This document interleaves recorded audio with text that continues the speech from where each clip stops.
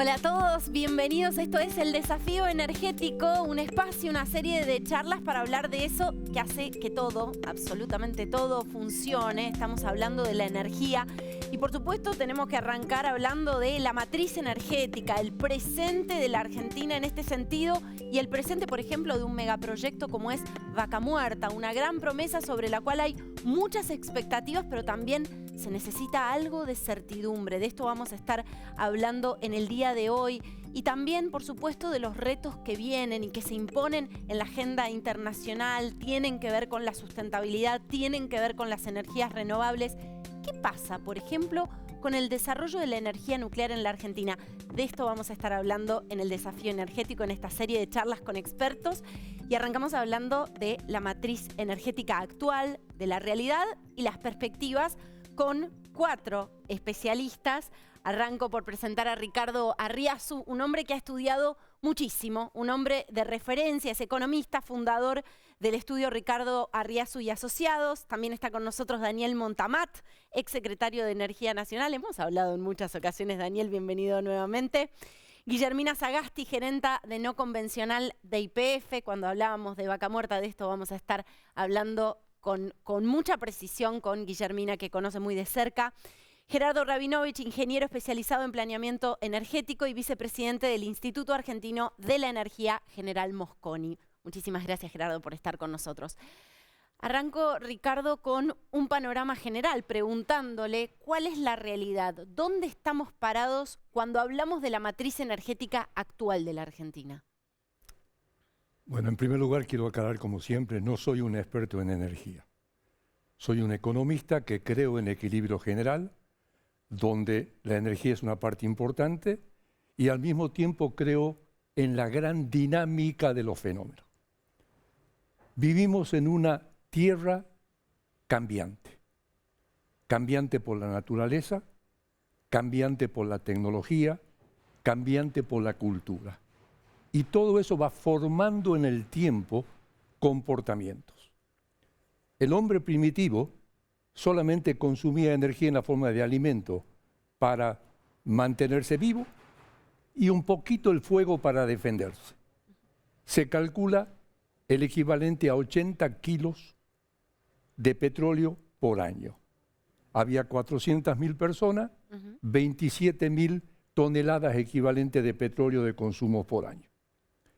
En este momento, cada ser humano consume casi 2 toneladas, 20 veces más. Pasamos de 400.000 a 7.700 millones de personas. Y estamos consumiendo energía por 13.700 millones de toneladas equivalentes de petróleo.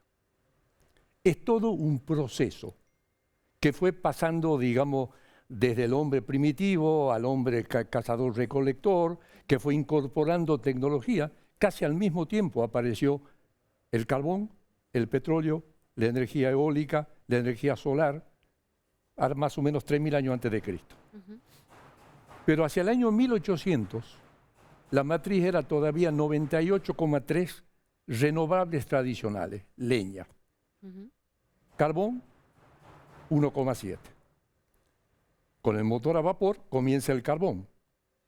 Toca su máximo más del 50% en 1910. Aparece el petróleo. Toca su máximo en 1973. En el medio aparece la hidráulica, aparecen las renovables nuevas, aparece, digamos, la nuclear. Entonces, lo que uno quiere saber es dónde estamos y dónde vamos. En este momento en el mundo, 79-80% es fósil. El resto es renovable, de todo tipo. En Argentina, 84% es fósil, pero con una gran diferencia, gas, que tiene mucho menos efecto contaminante que los otros fósiles, pero que también está cambiando. El gran crecimiento energético en el mundo se dio en el siglo XX. La población creció 7 veces. El uso de energía por persona, 2 veces. Por lo tanto, el uso de energía creció como loco y las emisiones crecieron como loco. ¿Por qué? Porque desde 1950 para acá se dio el mayor crecimiento económico de la historia del mundo. Se produjo más bienes y servicios que desde el comienzo de la humanidad, en solamente 70 años. Eso requiere energía. Eso produjo efectos positivos y negativos. Todo el mundo nos concentramos en los efectos negativos. Sí, pero bajó la mortalidad infantil, aumentó la expectativa de vida, bajó el hambre, digamos, bajó el analfabetismo, pero al mismo tiempo es una sociedad derrochona que contamina, digamos, que cambia valores. Entonces uno no puede examinar estos fenómenos sin examinar estas grandes dinámicas. En Argentina, yo siempre me hago la pregunta es, ¿qué energía usábamos en Buenos Aires en la época de la colonia, en una zona donde no había árboles? Digamos, todavía no pude encontrar la respuesta. Digamos, yo creo que usaban excremento y cosas por el estilo como forma de combustible, digamos, pero después de eso, Argentina tuvo una época de carbón importado, apareció el petróleo, dominó el petróleo, y Argentina tiene un potencial gigantesco. ¿Qué esperamos de acá para adelante? Por lo pronto la demanda de energía va a crecer mucho menos, porque la población va a crecer mucho menos. Uno de los fenómenos más grandes que se está dando y que la gente se olvida es el envejecimiento. Ese es uno de los mayores problemas del ser humano. ¿Quién va a mantener a los viejos? Se calcula que la población en lugar de crecer 7 veces va a crecer 70%. Los viejos consumen menos energía, por lo tanto va a haber menos crecimiento de la demanda de energía, pero la demanda va a seguir creciendo. Mucho menos que en el pasado, pero va a seguir creciendo. Y por lo tanto está el tema de emisión. Para parar acá en este momento y no seguir, esta no es la primera vez que el ser humano se enfrenta con cambios climáticos y cómo reacciona. La principal función del ser humano es la supervivencia personal y de la especie. Las grandes migraciones, digamos, de hace 100.000 años, 70.000 años, 20.000 años, fueron todos por cambio climático. La gente se olvida que hace 18.000 años no solo Asia estaba unida con América, sino que Cuba estaba unida con Estados Unidos, Inglaterra con Europa, Japón con China. Hace 7.000 años, digamos, el desierto de Sahara era una sabana, con pasto, con lagos, con ríos y compañía. Y el ser humano fue cambiando y migrando en función del cambio climático. Esta es la primera vez que discute si puede influir en el cambio climático. Y para eso es el cambio de la matriz, pero para eso me imagino que habrá una segunda ronda. Sin dudas, sin dudas. Y tengo muchas preguntas. Ahora quiero hablar, Daniel, a usted le tocó trabajar en gestión de energía, en pensar estas cuestiones que tienen que ver con la matriz energética argentina. ¿Están dadas las condiciones para un debate real y serio hoy en la Argentina con tanta incertidumbre de corto plazo en el sector energético? Bueno, el sector energético es uno de los sectores más demandantes de planteos y discusiones a largo plazo, porque es un sector capital intensivo. Uno efectúa una exploración hoy para que esa exploración se traduzca en un desarrollo comercial. En los convencionales lleva años, en los no convencionales un poco menos, pero estamos hablando de que los resultados se producen después de años. Con lo cual, la política energética no puede estar entrampada en el corto plazo. ¿Y qué es entrampar la política energética en el corto plazo? Tener reglas que vienen cambiando siempre en un sector que es capital intensivo y que demanda mucha inversión y que la inversión tiene un proceso de maduración y tiene resultados de largo plazo. Segundo, tener señales de precio que queden entrampadas en la discusión política de corto plazo. Controlamos los precios, precios máximos, precios de esto, regulaciones donde los precios no se actualizan, etcétera, corto plazo. Y no saber cuál es el rumbo, a dónde vamos. ¿Estamos siguiendo estas tendencias internacionales a las que apuntaba Ricardo? ¿Cuáles son las principales tendencias en materia energética internacional? Hemos dicho, y para Argentina vale, que la energía hoy está provista fundamentalmente por una matriz primaria que depende de los fósiles, más del 80%. Bueno, ahí en esa matriz primaria se está dando una sustitución intrafósiles. El gas está reemplazando al carbón mineral. La tenemos en cuenta en Argentina y nos viene muy bien eso, porque Argentina tiene una matriz gasificada. Segundo, mucha de esa energía primaria se transforma en electrones y pasamos a una matriz eléctrica. En esa matriz eléctrica están irrumpiendo las energías renovables, por esto del cambio climático. Pero todavía el carbón es dominante. Estamos siguiendo la tendencia esa a la irrupción de las renovables. ¿Con qué ritmo? ¿Con qué paso? Y finalmente en la matriz de consumo final se está dando la electrificación, la electricidad respecto al uso de combustibles líquidos y gas natural. Una tercera tendencia. Son tendencias mundiales. No podemos ir a contrapelo de esas tendencias mundiales. Entonces necesitamos reglas de largo plazo, señales de precio que no sean contingentes y sujetas a decisiones discrecionales y una estrategia que esté mirando hacia dónde va el mundo. A ver, lo escuchaba a Daniel, Gerardo, y pensaba también en que hoy ya seriamente se habla, cuando se habla de la transición hacia las renovables, se habla de una transición. O sea, no es desenchufamos combustibles fósiles, desenchufamos porque no sería viable, ¿no? Incluso para el desarrollo. Ahora, ¿cómo está dada esa discusión en la Argentina? ¿Cómo es hoy la composición de la matriz energética en la Argentina y hacia dónde podría crecer? ¿Dónde hay espacios de oportunidad viables? Teniendo en cuenta también esto que marcaba Daniel, que me parece muy importante. Son sectores capital intensivos, requieren constantemente de mucha inversión. Bueno, ya tanto Ricardo como Daniel nos ilustraron sobre la composición de la matriz energética argentina dependiente en más del 80% de los combustibles fósiles, petróleo y gas, y no es una situación de ahora, sino que es una situación desde que tenemos registros de los consumos de energía en Argentina desde el año 70. La Argentina es un país consumidor de hidrocarburos y energívoro, es decir, no tiene, digamos, indicadores de eficiencia energética que permitan, en cierta medida, mitigar esta tendencia. Sin embargo,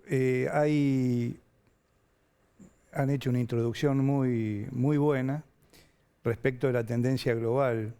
No podemos separarnos de lo que está pasando en el mundo y el mundo está yendo hacia un objetivo de emisiones netas cero.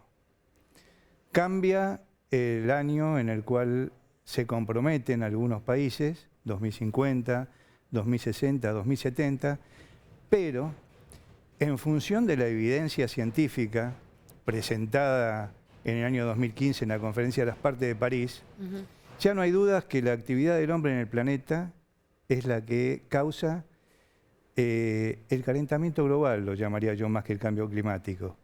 Y entonces urgen acciones para disminuir las emisiones y limitar la temperatura media global del planeta a 1,5 grados, 2 grados centígrados.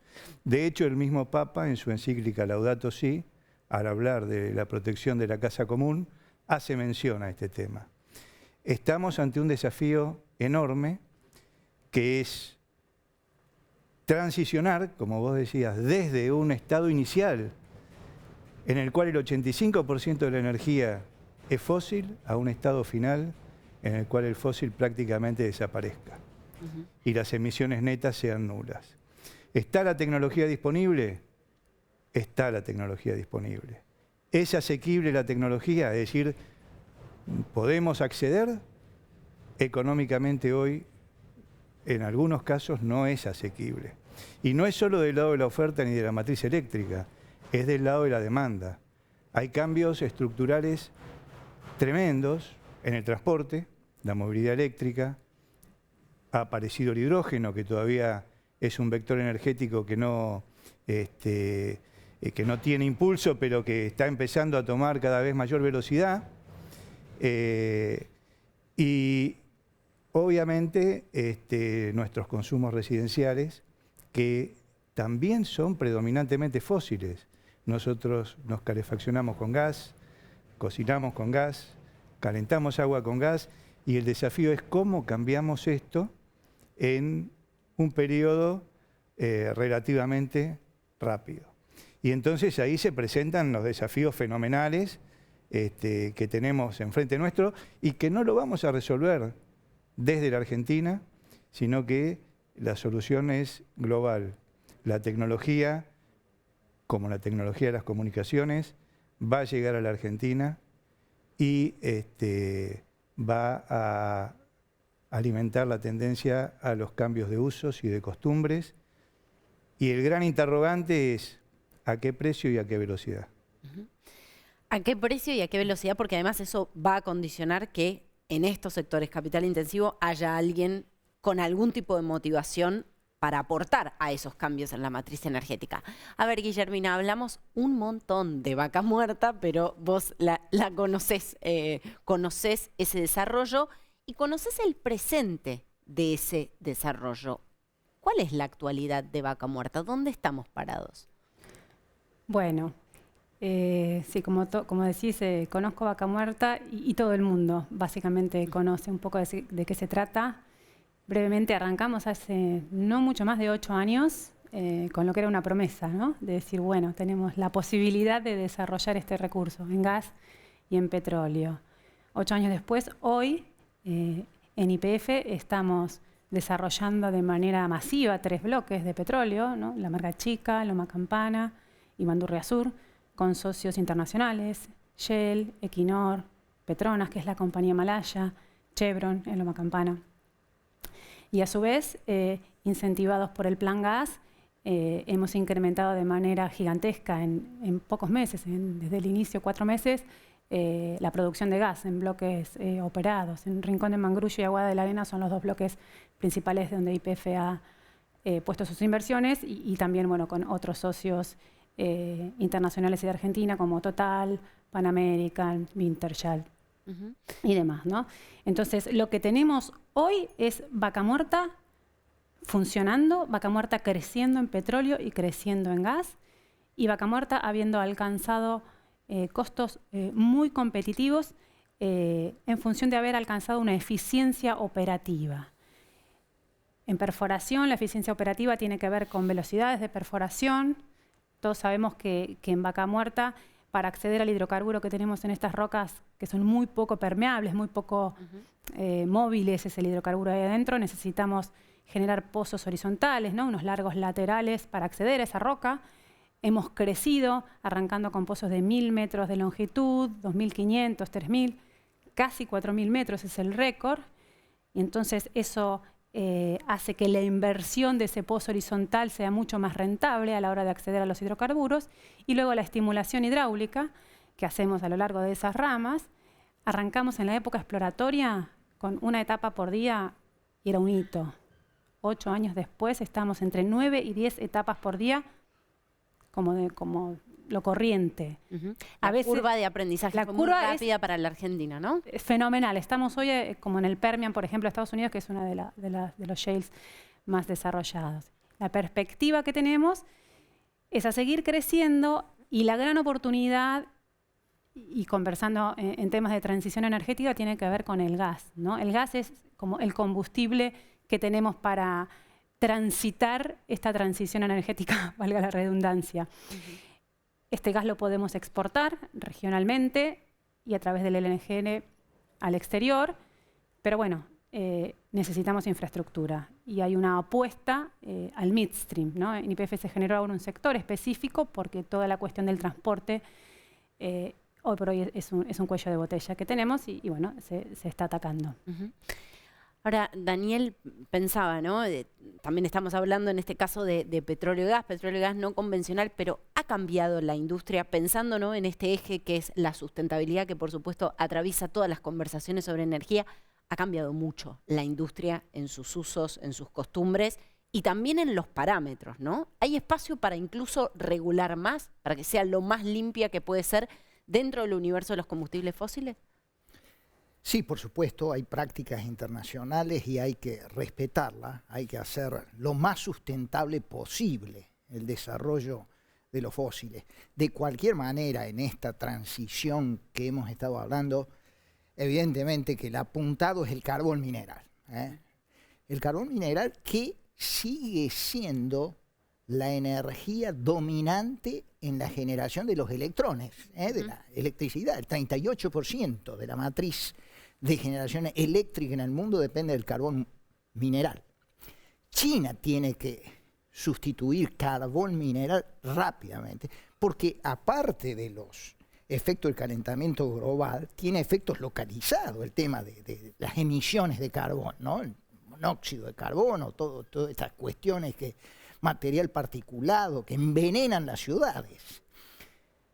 Asia, en conjunto, consume hoy el 75% del carbón del mundo.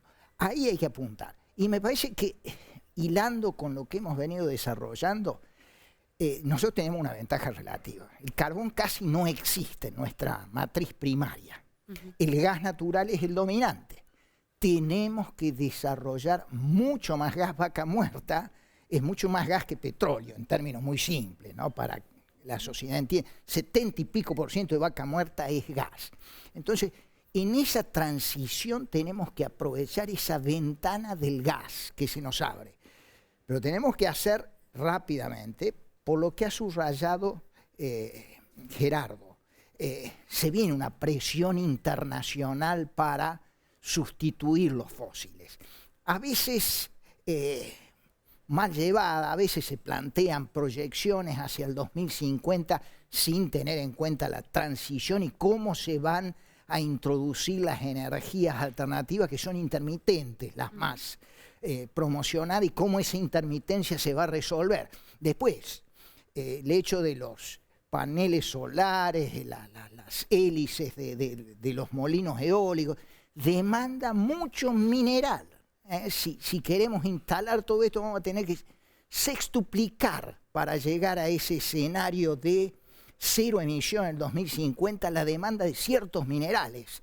El litio, el cobre, el cobalto, las tierras raras. Bueno, todo eso está en veremos. Con lo cual, se viene eso. Hoy la realidad es el carbón es el más contaminante. Se abre una ventana para el gas natural. Vaca Muerta es 70 y pico % gas natural. Aprovechémosla. Creo que para eso le tenemos que despejar a Vaca Muerta para un desarrollo intensivo estas tres cosas: estrategia, reglas y señales de precio, porque para desarrollar intensivamente Vaca Muerta hay que invertir mucho. El ahorro interno no alcanza, le vamos a preguntar eso a Ricardo. Necesitamos capitales internacionales que vengan a desarrollar esto. Si hablamos de los números de Vaca Muerta, es casi un sinónimo, Ricardo Arriazu, ¿no? Todos lo hemos leído muy, muy de cerca. Alguna vez escuchaba a un colaborador suyo decir que Vaca Muerta para la Argentina no era una oportunidad, sino una necesidad. A ver, ¿qué hacer para que la gran promesa, porque es importante distinguir entre dos conceptos, ¿no? Cuando se habla de energía, al menos lo he aprendido charlando con muchos de ustedes.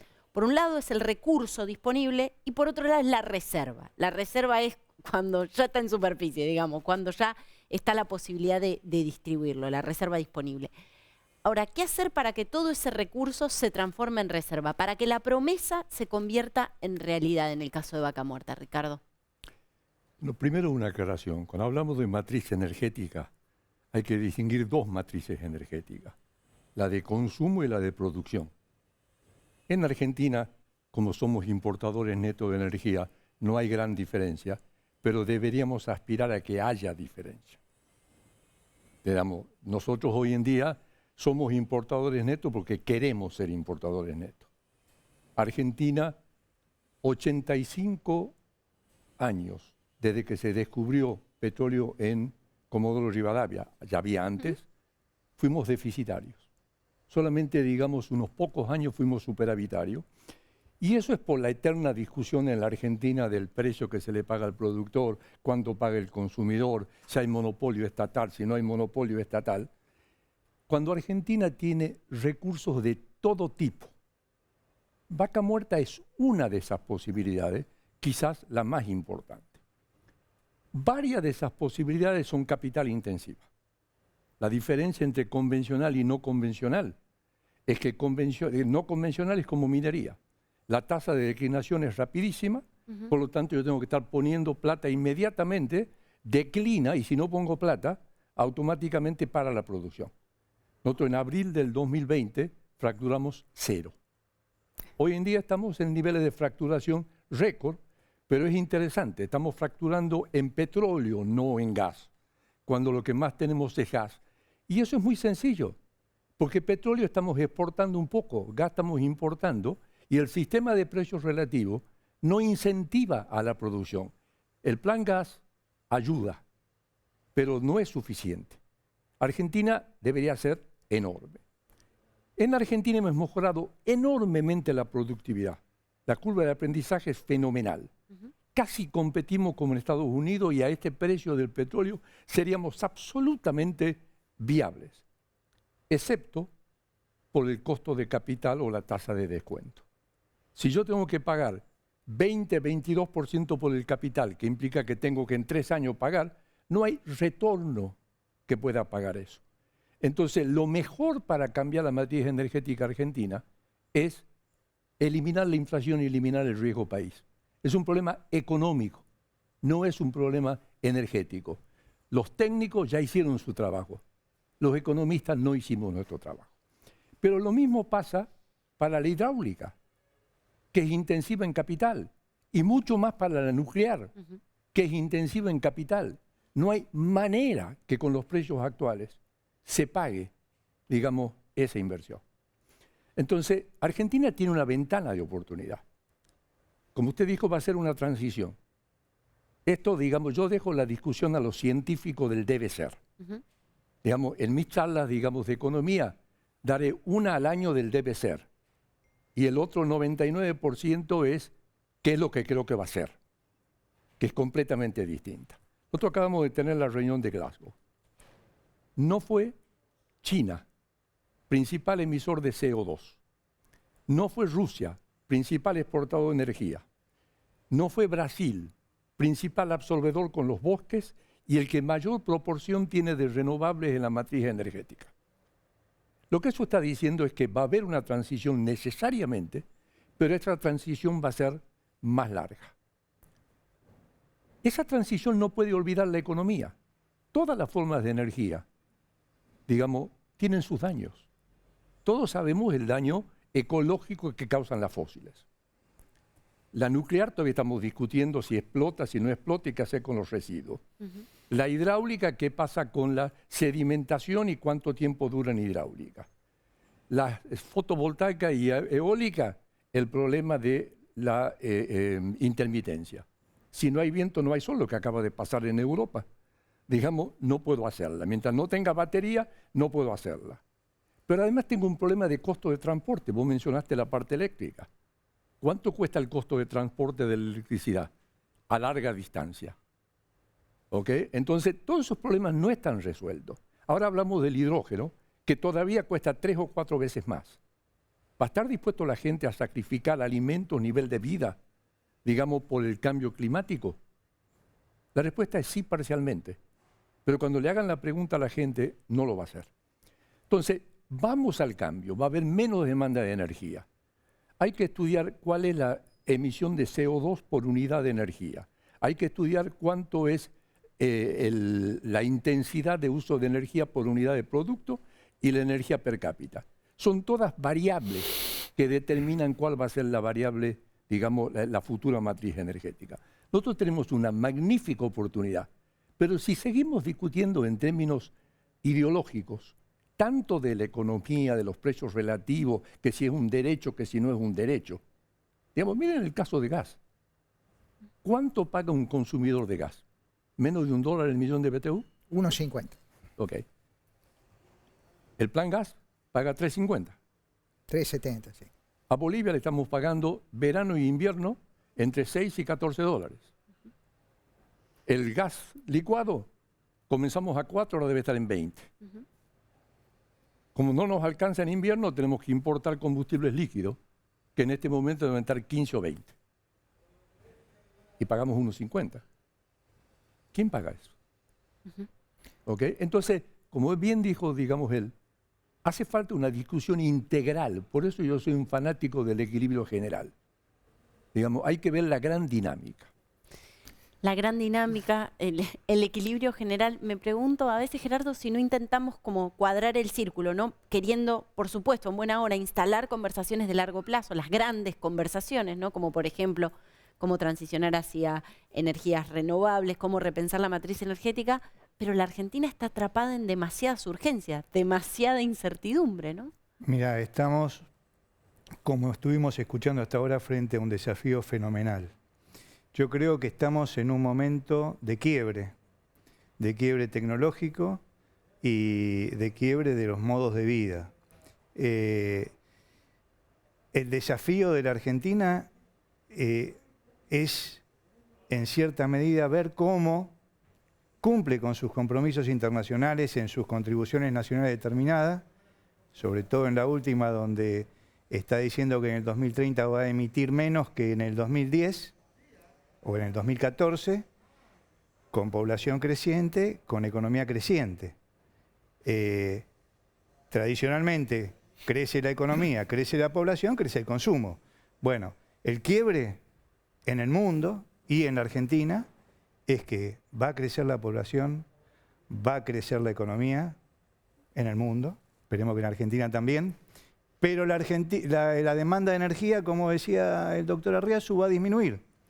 Y va a disminuir porque es un problema de supervivencia de las futuras generaciones, sobre todo. El problema de supervivencia está dado por las condiciones del cambio en la biodiversidad, en el clima, en la habitabilidad de las ciudades costeras. Y entonces, ¿cómo se hace frente a ese desafío? La pregunta está planteada, la respuesta no está formulada. Nosotros en la Argentina, en el año 2018, creo, corregime Daniel si me equivoco, recibimos al G20 aquí en la Argentina. Sí, y planteamos una fórmula que fue adoptada en general, hablando de la transición energética. Y la fórmula era transiciones energéticas. Son distintas para cada país. Son distintas porque el punto de partida es distinto, porque la dotación de recursos es distinta, porque la población y la situación económica es distinta. Entonces, cada país debe adoptar su política de transición energética. Y esa política de transición energética requiere un plan energético. Requiere un plan energético que es inescindible hoy de un plan económico general, de equilibrio general, y de la problemática climática.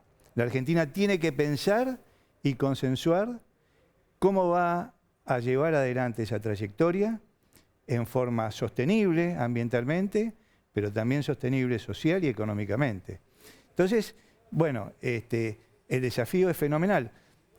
Y si no lo pensamos y si no lo planteamos, la realidad nos va a pasar por arriba. El otro día estaba viendo una noticia en la cual unos señores de Corrientes que no tienen, digamos, energía eléctrica, decidieron poner paneles en la casa del padre y hoy ya manejan un negocio de 400.000 pesos por mes o 400.000 dólares, no me acuerdo la moneda. En Corrientes compran los paneles, los instalan y afuera de toda la organización del sistema energético, es decir, la gente va a ir encontrando las soluciones. Y si me dicen cuánto cuesta, la respuesta es cuál es el valor o el costo de la vida de las futuras generaciones ante eventos climáticos extremos, severos, etc. Tenemos que hacer esas cuentas. El informe Stern, que es un informe preparado por un digamos, catedrático inglés, hace esa cuenta y llega a la conclusión que es mucho más económico transicionar energéticamente hacia un futuro de emisiones netas cero que afrontar los costos de los eventos climáticos extremos, la pérdida de producción, la pérdida de tierras y la pérdida de vidas. Entonces, bueno, frente a eso tenemos que sentarnos a pensar, debatir y consensuar cuál es el camino de la Argentina. Encima no tenemos mucho tiempo, Daniel, me parece, para hacer todo esto. Discutir todo. No hay mucho tiempo para hacer todo esto, porque pienso también que de repente puede suceder algo totalmente imprevisto, un cataclismo que toca al sector energético de lleno, como fue la pandemia. ¿Recuerdan ustedes cotizaciones negativas justamente por el costo que tenía el almacenamiento?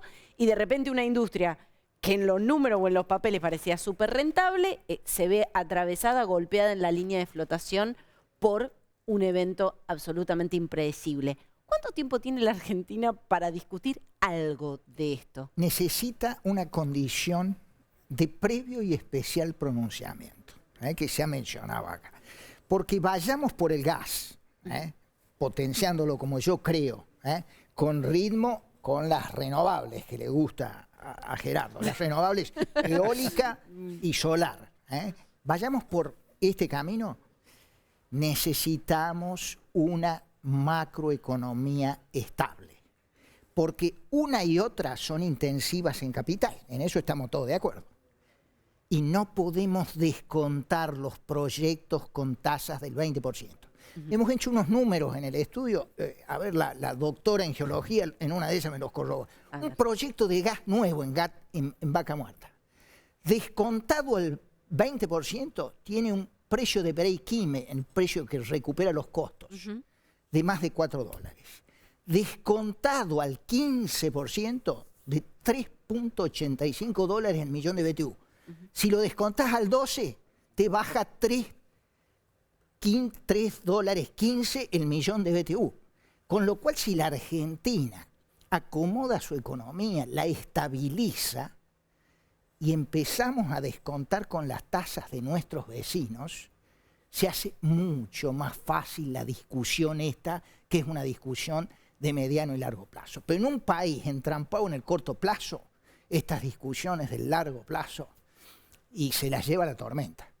Los males del cortoplacismo. Quiero arrojar algo de esperanza aquí y voy con Guillermina, porque a mí me tocó estar en Vaca Muerta, seguramente ustedes también conocen cómo se trabaja allí, la tecnología puesta en la geonavegación, la cantidad de jóvenes profesionales que están trabajando en ese lugar, la conciencia que hay respecto del impacto que hay que reducir con respecto a estos proyectos en los territorios.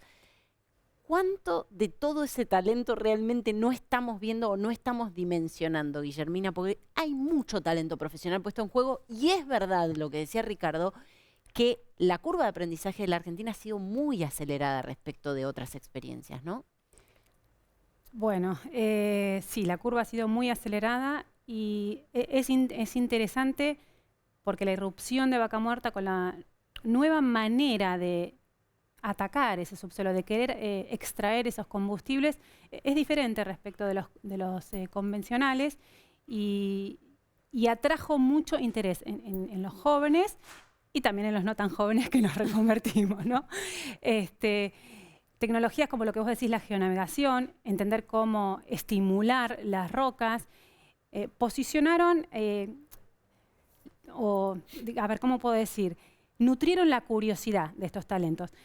Los jóvenes o los profesionales en el mundo técnico en general, una zanahoria que nos interesa mucho son los nuevos desafíos, ¿no? Por supuesto que nos interesan los buenos sueldos, pero el tema de tener desafíos, de tener que pensar, plantear hipótesis de desarrollo, de cómo atacar el problema, es algo que nos atrae y ahí es donde podemos generar nuevos talentos y mantenerlos, no perderlos hacia otros competidores, por decirlo de alguna manera. Y en eso YPF tiene para ofrecer un dominio minero, una posición en la cuenca neuquina, donde yace Vaca Muerta, que es re competitiva. Son unos 22.000 kilómetros, para hacer números redondos. Vaca Muerta tiene posición en la mitad de esos 22.000 kilómetros. Entonces, la oportunidad de aprender, además de la experiencia, ¿no? Porque la cantidad de pozos que hemos perforado y estimulado son muchísimos, más de 600. Entonces, eso es algo que nos permite sostener nuestro talento. Pero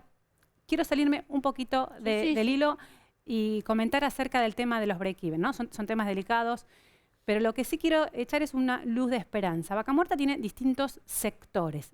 Varía, no es todo igual a lo largo de la cuenca. Y hay sectores donde uno pudiera pensarlos como la mina de oro de Vaca Muerta. Eso es lo que quienes trabajamos en subsuelo intentamos identificar con nuestros métodos para que los break-even sean los menores posibles. En la medida que identificamos esos sectores y producimos los pozos, tanto en petróleo como en gas, a relativamente bajo break-even, podemos ganar dinero, en el camino vamos siendo más eficientes, conseguimos bajar los costos y de a poco podemos habilitar zonas no tan buenas. Y ese es nuestro día a día, pensar, bueno, ¿dónde está el próximo punto hotspot, como le queramos llamar, de excelente productividad en Vaca Muerta, para ofrecerle un negocio, ¿no?, a nuestra compañía y a nuestra vicepresidencia?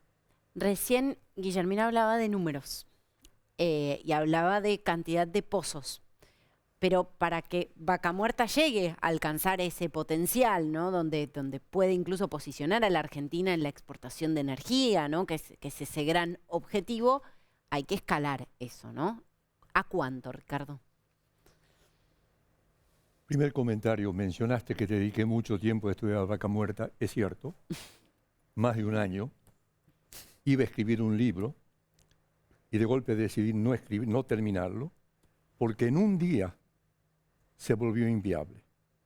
El mismo día que congelaron las tarifas y el mismo día que subió el riesgo país.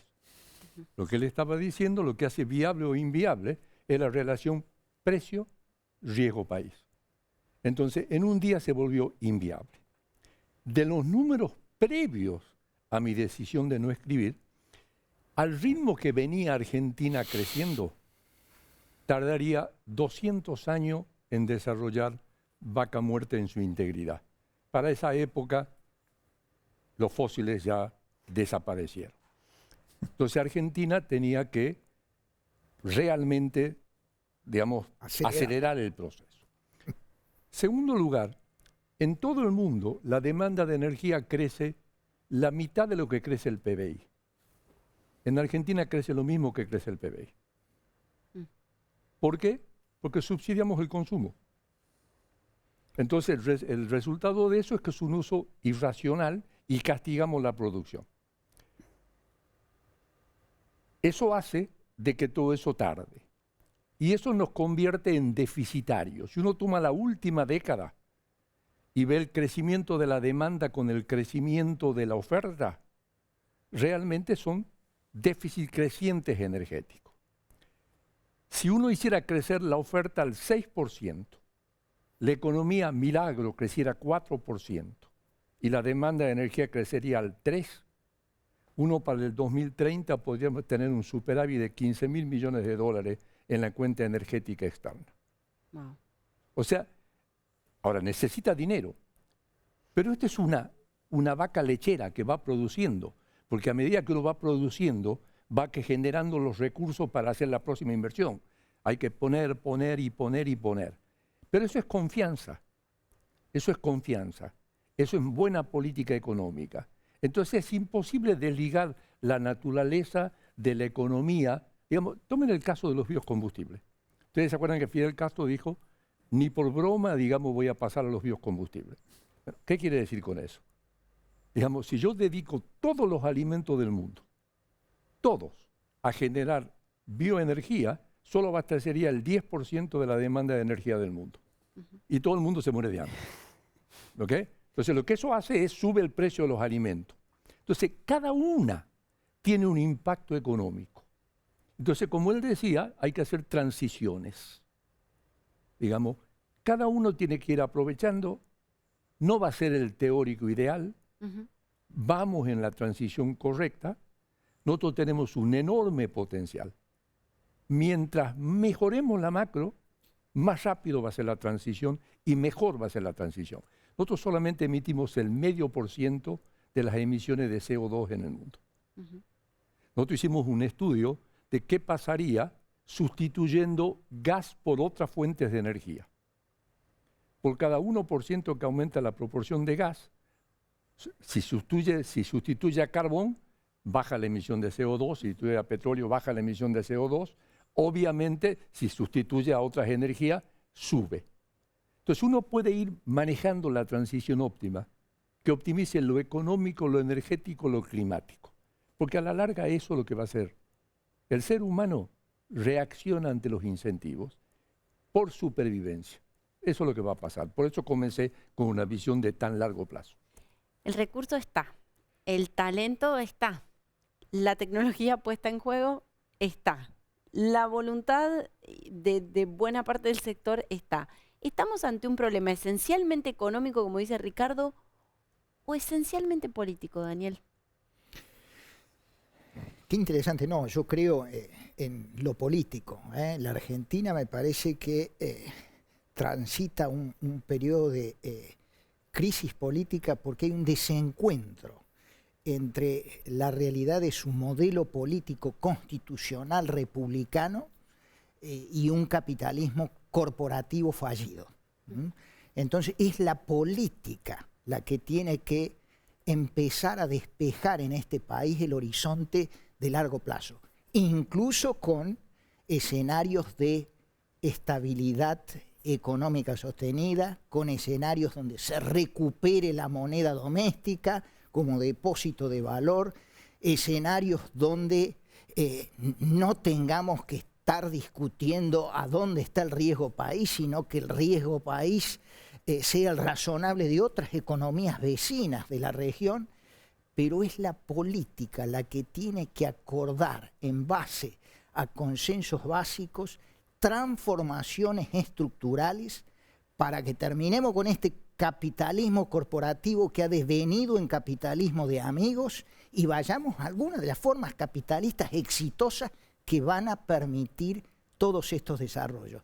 Por eso yo me niego a veces a discutir los 10 puntos de la estrategia energética para la Argentina, porque el punto número 1 es que la política me dé horizontes de largo plazo. Y el punto número 2 es que la macroeconomía de este país vuelva a ser estable. Eso es lo que tiene la clase política que consensuar, porque la sociedad no se banca más, no la discusión energética de largo plazo, no se banca más la situación económica del cada día, en una economía declinante, estancada y con inflación. Gerardo, ¿cuál es su mirada? Coincido con Daniel. El factor político es determinante, la voluntad política de avanzar en una dirección determinada que además consiga reunir los consensos políticos y sociales adecuados, van a, digamos, a permitir construir un camino en un mundo que tiene, como decía antes, un desafío fenomenal y sobre todo pensando en las futuras generaciones, pensando en que esas futuras generaciones aprovechen los recursos que disponemos en esa ventana que se cierra, pero que además se expandan en las ventanas que se abren. Y en el mundo se abren ventanas insospechadas de la mano de la electrificación, la tecnología informática, la inteligencia artificial y un montón de cosas más de las que podemos hablar. Hablábamos de Vaca Muerta, yo estaba sorprendido del uso de la nanotecnología en la fractura, que me informa a 4.000 metros de profundidad todo lo que está pasando. Bueno, eso es tecnología. Eso es lo que a las futuras generaciones atrae. Si no conseguimos conformar un consenso político que tenga en cuenta lo que hemos hablado aquí, coincidimos básicamente en muchas cosas, bueno, la Argentina no formará parte del planeta del futuro. Porque, perdón, ¿no? Sí. El mundo está avanzando hacia una serie de compromisos asociados a las negociaciones globales de cambio climático que van a penalizar las exportaciones de los países con huella de carbono superior a la de otros. Penalizar significa aplicarle una tasa. Entonces, si la Argentina no tiene en cuenta esto, probablemente sus granos sean más caros, por esa misma tasa. Europa ya la está, digamos, aplicando. Su vino va a ser más caro y ahí es donde está el problema global. No, el problema global no es que yo, digamos, soy un 0,6% del mundo. El problema global es cómo me inserto en ese mundo que necesita cambios estructurales, aprovechar las ventanas que tenemos y brindarle a las futuras generaciones nuevas ventanas que se están abriendo. Para terminar, les voy a preguntar a cada uno si la Argentina todavía tiene chance de insertarse en el mundo como eventualmente un exportador de energía. Si la Argentina puede aprovechar y subirse a esta ventana de oportunidad con todos los cambios que se están generando en materia energética.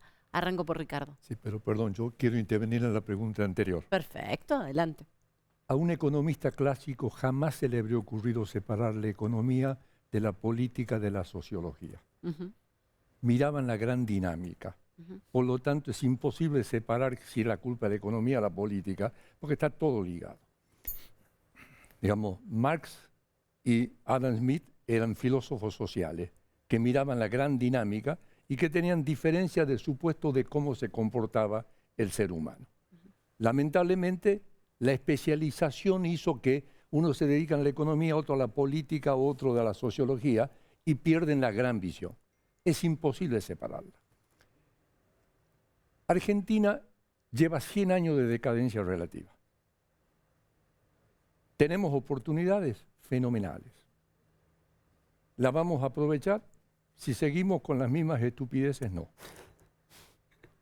Digamos, claramente, digamos, tenemos la oportunidad, digamos, tenemos todo tipo de energía, tenemos minería, tenemos alimentos. Pero de los principales 25 países más ricos del mundo, solamente 8 tienen recursos naturales apropiados. Eso implica que no es el elemento más importante. El elemento más importante es el orden, el sacrificio, el esfuerzo y saber cómo aplicar. Y para terminar, esta idea de que Argentina tiene un déficit estructural de divisas que la obliga a guardar las divisas, digamos, es realmente inconsistente con la partida doble. Un déficit en cuenta corriente es la diferencia entre los ingresos y los gastos de un país. Si yo tengo déficit porque gasto de más, el mercado cambiario es la contrapartida del mercado monetario. Si emito más que lo que la gente quiere tener, voy a perder divisas o se va a devaluar el tipo de cambio. Todo país que no gasta de más y que tiene una política monetaria adecuada no tiene ningún problema del sector externo. Entonces, nuestro problema es que somos gastadores alcohólicos. A ver, Guillermina, ¿cuál es tu mirada? ¿Tenemos chance? Bueno, trabajando en YPF y con la apuesta que YPF está haciendo al crecimiento de la producción, mi visión es que sí, porque básicamente, y también enganchado con lo que hablábamos de la transición energética y la necesidad de que el resto de los países, Argentina y el resto de los países de la región y del mundo, migren hacia energías más limpias, nosotros tenemos la oportunidad, en la medida que nos vamos volviendo cada vez más competitivos en Vaca Muerta, de exportar, por ejemplo, gas a la región, en principio, para descarbonizar algunas de las economías de nuestra región y con algún proyecto de gas licuado, inclusive pensar más allá, ¿no?, de los límites de Latinoamérica. Y esto es algo que está en la cabeza de YPF, por eso apostamos al desarrollo de gas en Vaca Muerta, y la exportación nos brindará divisas que a su vez las vamos a invertir en otros proyectos. YPF también está comprometido con la descarbonización. CONITEC y el CONICET forma parte y lidera el consorcio del hidrógeno AR, ¿no?, apostando a la investigación para utilizar esta fuente de energía en un futuro, y también con las cuestiones del litio, ¿no? Tiene investigadores dedicados a entender el potencial del litio. Entonces, con ese compromiso, nosotros, a partir de obtener divisas de nuestra exportación, bueno, podemos reinyectarla en ese proceso de descarbonización. Es la principal empresa energética de Argentina y sigue apostando al crecimiento, y lo hace porque confía en que la exportación se va a dar. Eso sí, un comentario.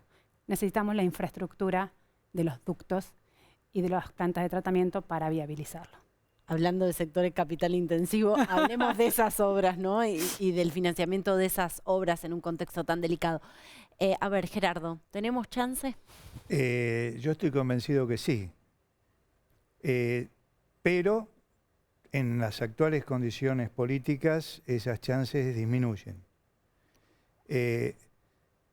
La estabilización de la macroeconomía, la necesidad de encontrar consensos políticos aceptables, nos van a definir realmente si vamos a poder aprovechar todo nuestro potencial en recursos, en calidad humana, y de esa forma, ahí mencionaban la aplicación de la renta de la industria petrolera a nuevas tecnologías.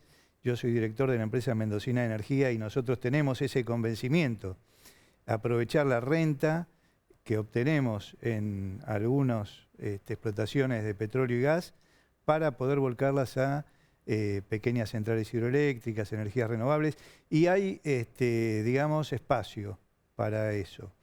Simplemente, digamos, las condiciones políticas y económicas de hoy probablemente no sean las adecuadas como para poder desarrollar todo nuestro potencial. Daniel, ¿cómo subirnos al mundo?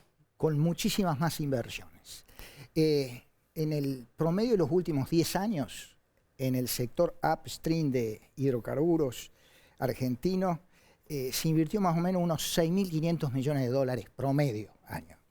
Si queremos desarrollar intensivamente el petróleo y el gas, y me concentro en Vaca Muerta, hay otras alternativas, están algunas posibilidades dentro de los convencionales, nosotros estimamos que necesitamos agregarle esa inversión entre 10 y 15 mil millones de dólares más por año.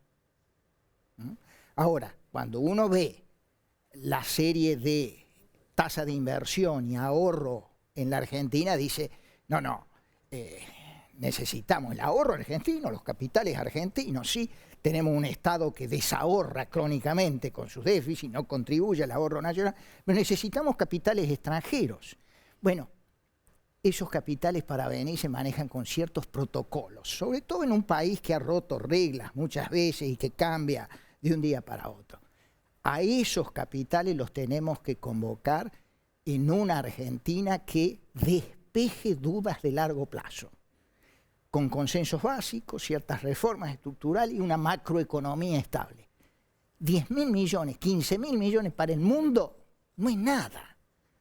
Van a venir, van a desarrollar, pero le tenemos que dar una estrategia, reglas de largo plazo y señales de precio que no estén reñidas con ese protocolo de inversión.